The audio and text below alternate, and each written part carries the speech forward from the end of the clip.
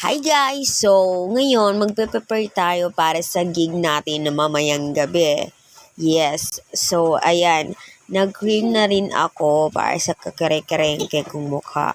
In-scramble ko na lang pati sa mga buong mukha. At kinuha ko na rin yung makeup ko dyan guys para mag-eyeshadow. At kinuha ko na rin yung mahiwaga kong salamin. At nag-apply na rin ako ng eyeshadow guys para sa aking mata. Ayan, so nag-nose line na rin ako para tumangos naman kahit papano ang ating ilong.